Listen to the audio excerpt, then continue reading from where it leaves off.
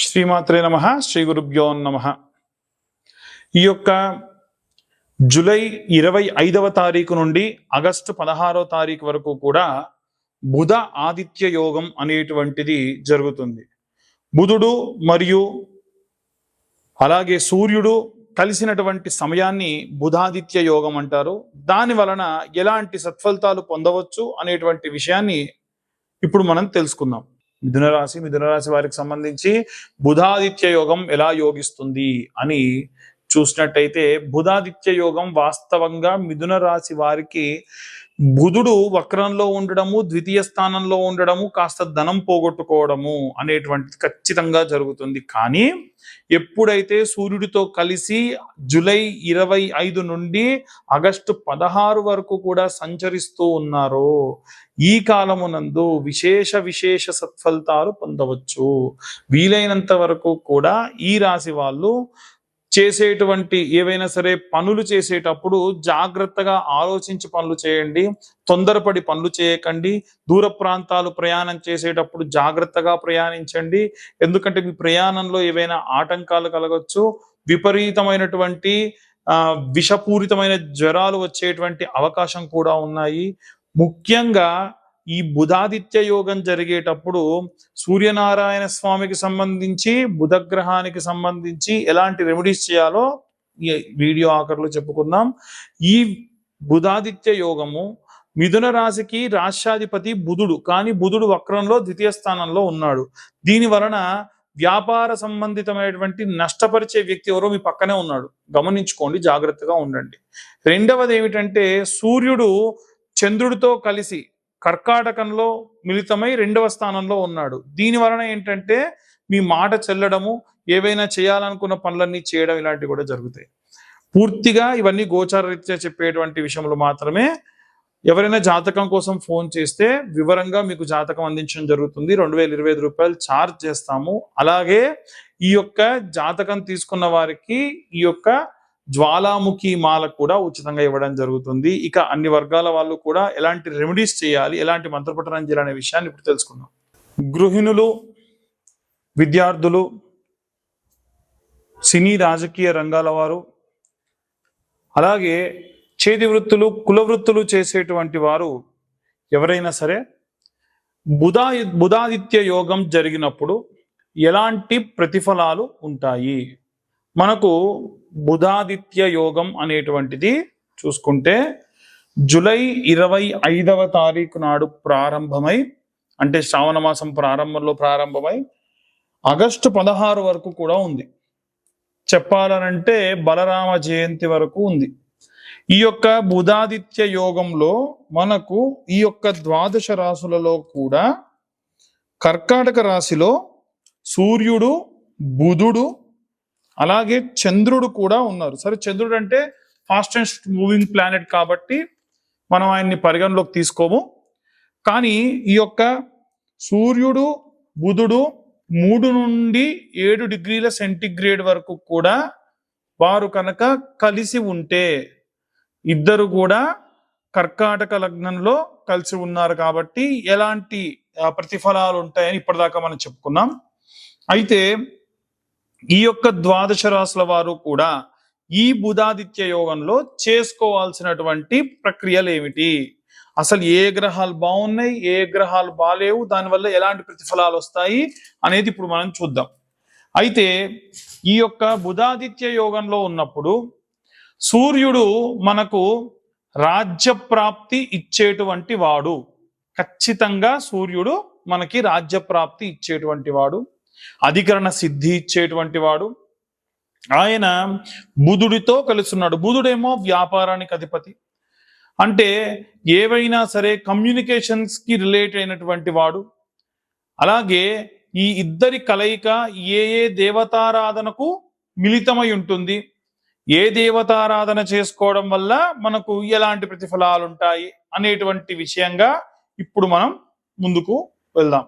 అయితే బుధాదిత్య యోగం ఉన్నప్పుడు చాలా వరకు వ్యాపారం చేసేటువంటి వాళ్ళకి, ఒక కంపెనీకి సిఇఓగా పనిచేస్తున్న వాళ్ళకి, లేదా అప్పటి వరకు ఒక చిన్న వర్కర్గా పనిచేసేటువంటి వాడు ఉన్నట్టుండి ఆ షాప్ కి ఓనర్ కింద, ఇక ఓనర్ తర్వాత ఆయనే ఎంప్లాయీగానే ఉంటాడు కానీ ఓనర్ కింద మరి ఇంకెవరన్నా ఉంటే ఈయనే అనేటువంటి స్థాయిలో ఉండడం. ఇలాంటి వాళ్ళు. గృహిణుల విషయానికి కూడా వస్తే ఇంట్లో పేరుకే అయింది, మొత్తం ఆమెదే, బ్యాక్గ్రౌండ్ హోమ్ మినిస్టర్ అంటారు కదా అలాగా. అలా ఏమైనా సరే ఇంట్లో నిర్ణయాలు తీసుకోవాల్సింది కూడా తని అయినప్పుడు ఎలాంటి పరిస్థితులు ఉంటాయి అనే విధంగా చూసుకుంటే ఈ బుధాదిత్య యోగంలో వీరందరికి, ఇప్పుడు నేను చెప్పిన వీళ్ళందరికీ కూడా చాలా అద్భుతంగా ఉంటుంది. ఈ బుధుడు ఆదిత్యుడు ఇద్దరిలో కూడా ఈ యొక్క బుధుడు వక్రంలో ఉన్నాడు, సూర్యుడు మాత్రం బాగున్నాడు. బుధుడు ఈ యొక్క కర్కాటక రాశిలో అంత మంచి సత్ఫలితాలు ఇవ్వడు. కాబట్టి మీ డ్యూటీ మీరు చేసుకుంటూ వెళ్తారు, మీ పనులు మీరు చేసుకుంటూ వెళ్తారు, నో లాస్ నో ప్రాఫిట్ గా ఉంటుంది. నో లాస్ నో ప్రాఫిట్ అని అంటే చాలా మంది ఏమనుకుంటారంటే నో లాస్ కాబట్టి ప్రాఫిట్ అంటారు. No profit is also a loss. కాబట్టి ప్రాఫిట్ లేకుండా ఉండడం అంత మంచి పనేం కాదు. కాబట్టి ఈ ప్రకారంగా చూసుకుంటే వీరందరూ కూడా ఆదిత్య హృదయం గాని సూర్యాష్టకం ప్రతిరోజు చదవాలి. ఈ జూలై 25 నుండి ప్రారంభించి ఆగస్టు 16, 17 తారీఖుల వరకు కూడా మీరు వీలైతే సూర్యాష్టకం చాలా సింపుల్ అండి. సూర్యాష్టకం చాలా చాలా సులువుగా ఉంటుంది. పిల్లలు కూడా చదవచ్చు. పిల్లలు చదివితే టీమ్ లీడర్స్ కానీ లేకుంటే కాలేజ్లో మంచి ఫెస్ట్ కి సంబంధించి లీడర్స్ లాగా కూడా వీరు బాగా ఉంటారు. అయితే ఈ యొక్క సూర్యాష్టకం ఎలా ఉంటుందంటే ఆదిదేవ నమస్తుభ్యం ప్రసీదం నమో భాస్కర, దివాకర నమస్తుభ్యం ప్రభాకర నమోస్తుతే, సప్త అశ్వరథమారూఢం ప్రచండం కశ్యపాత్మజం, శ్వేత పద్మధరం దేవం తం సూర్యం ప్రణమామ్యహం. ప్రతి శ్లోకం 8 శ్లోకాలు ఉంటాయి. అష్టకం అంటే 8 కదా, అందుకని ప్రతి శ్లోకం ఆఖరిలో ప్రణమామ్యహం అని ఉంటుంది. స్త్రీతైల మధుమాంసాని సంత్యజేత్యో రవేర్తినే నవ్యాది శోకదారిత్యం సూర్యలోకం సగచ్చతే. సూర్యాష్టకంలో మెన్షన్ చేస్తుంది ఆదివారం నాడు తలకు నూనె పెట్టకూడదు. చాలా మంది ఆదివారం నాడే కటింగ్ షాప్స్ కి వెళ్తూ ఉంటారు, తలకు నూనె పెట్టిస్తూ ఉంటారు. అలా పెట్టకూడదు. స్త్రీ ఆడవాళ్ళని తాకకూడదు, తైలము తలకు నూనె పెట్టకూడదు. ఆదివారం నాడు భార్యాభర్తలు భోగించడము గాని ఆడవాళ్ళని తాకడం కానీ తలకు నూనె పెట్టడం కానీ అంత మంచిది కాదు. మందు తాగుతారు, అది కూడా మంచిది కాదు. మాంసాని, అసలు మనిషి అనేవాడు మాంసం తినకూడదు. సరే కొంతమందికి అది లేదండి తినొచ్చు అనుకుంటే ఓకే, కానీ ఎట్టి పరిస్థితులు ఆదివారం నాడు మాత్రము ఈ మాంసాన్ని భుజించరాదు. ఇలా మెయింటైన్ చేస్తే మీ జీవితకాలం మొత్తంలో ఎట్టి పరిస్థితుల్లో ఏ లోకంలోకి కూడా ప్రవేశం లేనంత గొప్ప గొప్ప పాపములు చేసినా మీకు సూర్యలోక ప్రాప్తి కలుగుతుంది. అందులో ఉంది అదే మంత్రంలో, శ్రీతైల మధుమాంసాని సంచజేద్యోరవేదినే నవ్యాధి శోకదారిద్ర్యం, నవ్యాధి శోకదారిద్ర్యం సూర్యలోకం సగచ్చతి, సూర్యలోక ప్రాప్తి కలుగుతుంది అని చెప్పారు. కాబట్టి ఈ నియమనిష్టలు పాటించడం మంచిది.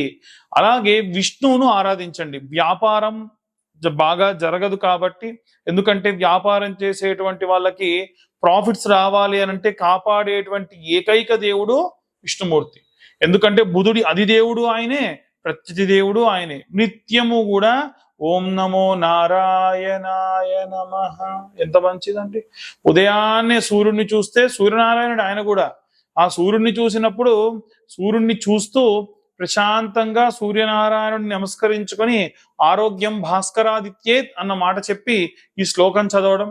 అలాగే ఇప్పుడు నేను చెప్పినటువంటి ఓం నమో నారాయణాయ నమః అన్న అష్టాక్షరి మంత్రం చదవడం.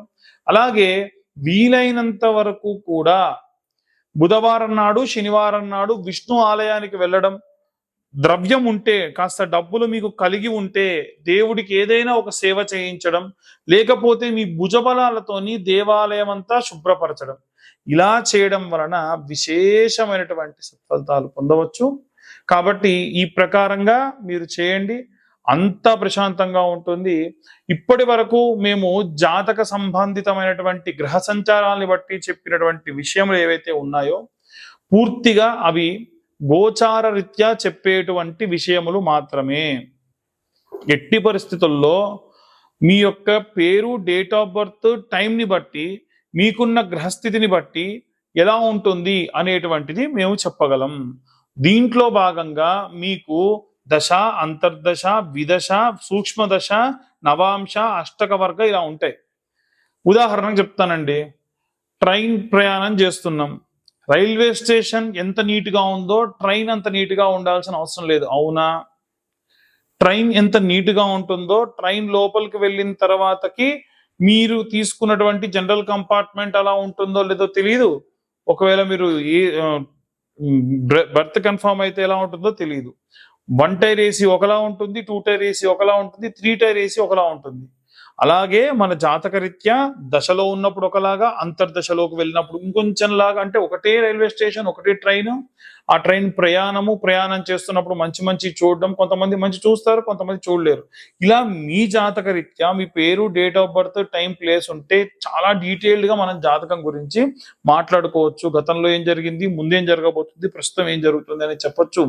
ఈ జాతక విశ్లేషణకు గాను 2025 రూపాయలు ఛార్జ్ చేయడం జరుగుతుంది. చాలా మంది ఎన్నో కష్టాలు పడుతూ చాలా ఇబ్బంది పడుతూ ఉన్నారు. ఛానల్ వాళ్ళు ప్రత్యేకంగా అడిగింది ఏమిటంటే, కాస్త వీళ్ళ గురించి ఏదైనా చెయ్యండి అని అంటే, ఎవరైతే జాతకం చెప్పించుకుంటారో వారికి జ్వాలాముఖి మాలలు ఉచితంగా ఇస్తాం. ఈ జ్వాలాముఖి మాలలే వాస్తవంగా 2000 అవుతాయి. కానీ నేను నా ఇంట్రెస్ట్ కొద్దీ తెప్పించి మన ఛానల్ సబ్స్క్రైబర్స్ కి కోసం మాత్రమే ఇస్తున్నాము. అలాగే ఈ వీడియో మీ దాకా రావడానికి మేము చాలా కృషి చేసి, చాలా వెరిఫికేషన్స్ చేసుకొని, చాలా రకాలైనటువంటి మార్పులు చేర్పులు డిస్కషన్స్ చేసి ఇక్కడ దాకా వస్తాం. ఈ వీడియో కనుక ఇన్ఫర్మేటివ్ గా అనిపిస్తే ఇంకో నలుగురికి షేర్ చేయండి, లైక్ చేయండి, సబ్స్క్రైబ్ చేయండి. వీలైనంత వరకు కూడా మీరు ఈ పని చేయడం వల్ల మా ఛానల్ అభివృద్ధికి తోడ్పడ్డ వాళ్ళు అవుతారు. సర్వే జనా సుఖినో భవంతు. స్వస్తి.